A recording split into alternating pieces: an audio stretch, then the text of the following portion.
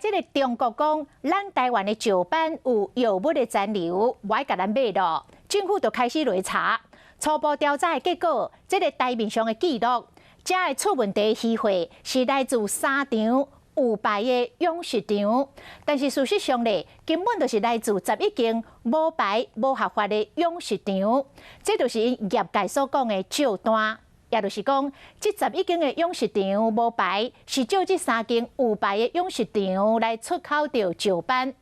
嘛因为照单，所以无法度控制鱼货品质，对合法的养殖户伤害真大。希望是期待政府会当彻底来解决这个已经存在真久的问题。活跳跳的石斑拢是业者的心血，不过中国前几天讲有药物残留，禁止台湾的石斑输出，而且即马佫逼出有照单的代志。目前了解的话是有2艘船哦，还有11个厂子，实质上已经跟地方政府都有在进行所谓的移动管制。即摆出问题，2只活鱼运搬渔船出的鱼货，台面上系统登记来自3间养殖场，不过其实却是来自无伫系统的其他11间业者，照单的事件才会现光。有时伊为着要外销，有时会甲照 A 下牌出去。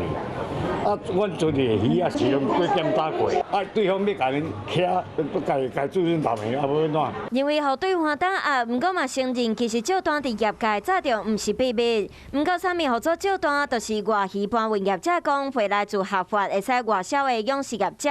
不过有可能完全无来源，或者是鱼啊无够，就转向未合法管理的业者买鱼啊倒数量。以台湾来讲，石斑主要产区拢伫南部，屏东占上济有40%，台南高雄拢是25%。即卖鱼啊无法度买合法石斑养殖业者嘛，真艰苦。假如说真的有违规，有违规，绝对是勿枉勿纵啦。中国大陆的这种做法真的是不以为然了对农民是抱怨连连的那所以我想这样其实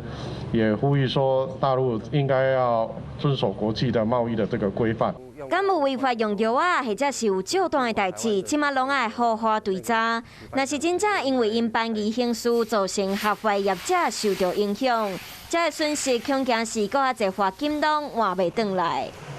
Hello， 大家好，我是乃瑜，要教给大家2个任务。第一个，华视新闻的脸书专页，你按赞了吗？还有华视新闻的 YouTube 频道，赶紧订阅起来，还要记得按赞，开启小铃铛哦。